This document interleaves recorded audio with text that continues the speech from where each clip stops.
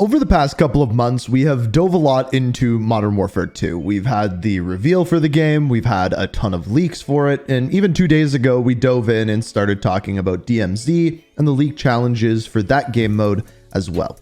One thing that we haven't really dove into much is Warzone 2. And as far as Warzone 2 goes, we know it's coming. We know it's coming alongside Modern Warfare 2. We've had some really big map leaks, but other than that, there hasn't been oodles of information when it comes to this game. And as far as it goes, it's an interesting topic because for them to release Warzone 2, it has to be different enough to put that kind of 2 behind the name Warzone and have a whole new release, but they also can't strive too far from the formula of what makes Warzone. And that is why what we're talking about today and the leaks revolving around Strongholds in Warzone 2 is so interesting to me, because with the introduction of AI to Warzone, we saw it at Nakatomi Plaza, we see it currently in Fortune's Keep.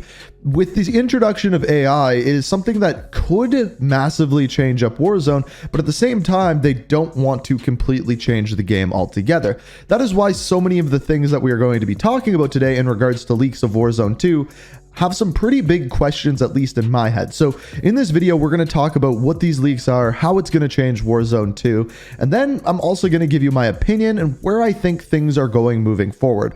But before we dive into that, we first have to talk about today's video sponsor. So if you've been around the channel for a while, you would know that one of the sponsors we frequently have is Ridge. And the thing that you'll probably know is the Ridge wallet. Your cards go in it, they pop out the top, super easy to use, super sleek, super compact. However, today we have something new with the Ridge key case. So essentially what this is a new way to hold your keys. As you can see here, you can pop your keys out the top, use one at a time. They're easy to find, easy to use, and on top of that, you can look great doing it. Now, the problem with the old-fashioned key rings is, first of all, they are very bulky and also very, very loud.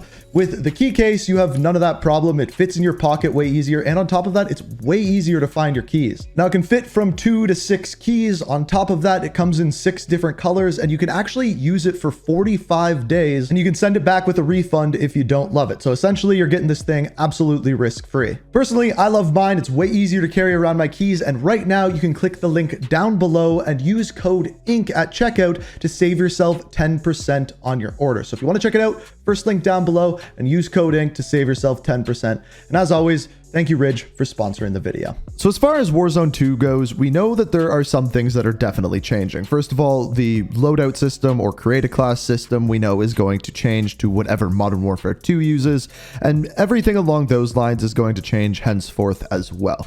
We don't know to what extent the gameplay loop, the map, and things like that will change completely, but one thing that we have heard a lot of is the new Stronghold system. And essentially what this is on the map, there's going to be several different locations where you can go and there will be strongholds. These will be areas that AI are in. At this point, we don't know how many or how populated these areas are going to be, but essentially by completing these areas, you will then get rewards in game, which will help you win the game.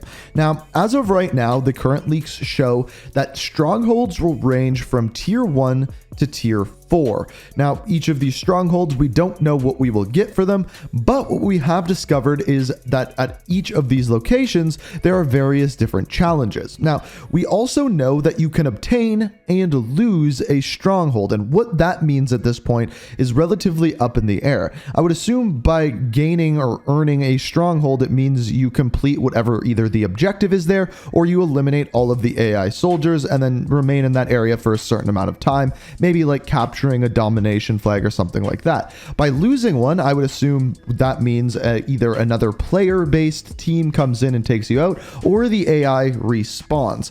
Now, where things get confusing is that recently, the big leak that we have learned is that in Warzone Mobile, there's been challenges found for these various different locations. In fact, there has been 3 different challenges. The first one is named Person of Interest. This is defeat a boss within a stronghold. We talked about this in regards to DMZ, where there would be bosses in that mode, and upon killing them, you get better weapons. I would assume that this is very similar to what we will see in Warzone 2 as well. The second one is called Bomb Disposal. This is dispose of 3 active C4 charges within a stronghold. And the final is Search and Destroy. Destroy all terminals defended by AI before the transfer is complete.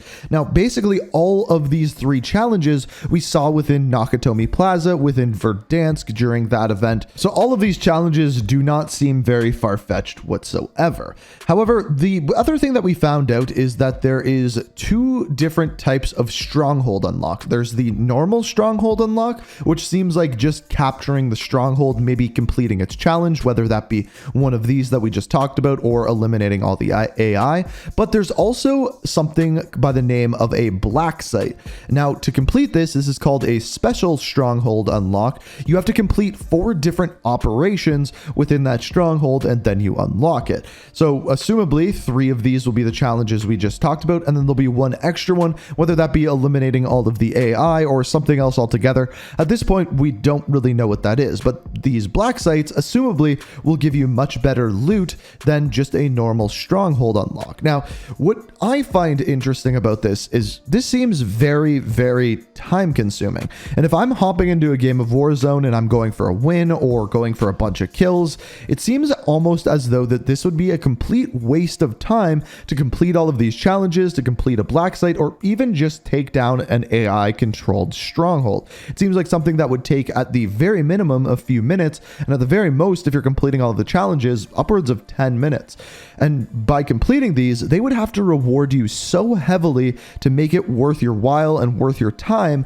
I don't see how that could fit properly into a complete gameplay loop within Warzone 2. Now, the original rumor was that the Stronghold system would be the only way of obtaining loadouts within Warzone 2. You wouldn't be able to just go to a buy zone, they wouldn't randomly drop in. But since then, people have kind of backed off on that rumor, and to me that doesn't really make any sense, because at that point you would only be able to get these loadouts through completing strongholds, and then the name of the game wouldn't be just eliminate other teams, it would be kill a stronghold, take over a stronghold, and then maybe hunt people down. I feel like it would very greatly change up the gameplay experience of Warzone, and we kind of already saw what that was like within Caldera once they changed up the drop times of loadouts and the amount of cash when you could buy loadouts. People just simply didn't like it. People like the idea of dropping in, being able to buy a loadout right away, and then being able to go about your game. So by making it that you could only get those via strongholds wouldn't really make a lot of sense. So I very highly doubt that that'll be the case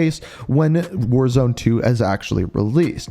However, populating a map with a bunch of AI controlled locations is definitely a way of changing up the game. Now, as we've seen within Fortune's Keep, and as we've seen within Verdansk as well, especially during the Nakatomi Plaza event, killing AI doesn't reward you extra kills within game, it just gives you some XP, things along those lines. So I don't see people really striving to kill a lot of AI in game if it doesn't count towards kills. Now, as we talked about in my last video with DMZ and them having grunts, in other words AI within that mode, that is a mode where AI to me makes a lot more sense, because the whole idea of DMZ or Escape from Tarkov is getting loot, and you can get loot off of the dead bodies of the AI. They could do that within Warzone, but I don't see that really working, because the name of the game of Warzone is get your loadout, kill enemy players. And by introducing the Stronghold system, I don't really see how it would change up the game or fit into the meta unless every location is populated by AI, and at that point, it would just be very, very annoying. Now, at this point, I want to hear what you guys think. Do you think this Stronghold system is a good idea? Do you think it'll work in game? Do you think it'll end up getting removed? I'm curious to hear what you guys have to say. And the other question is if they are releasing a Warzone 2 game and it is brand new and it's completely different and separate from Warzone, what is everything that you would like to see changed or added in to make it a good or legitimate sequel? I'm curious to hear what you guys have to say. Let me know down in the comments. But that is the information we have for Warzone 2 today. If you enjoyed, hit that like button. If you want to stay up to date, subscribe, turn notifications on, all of that jazz. But as always, thank you so much for watching, and until next time, peace out. We are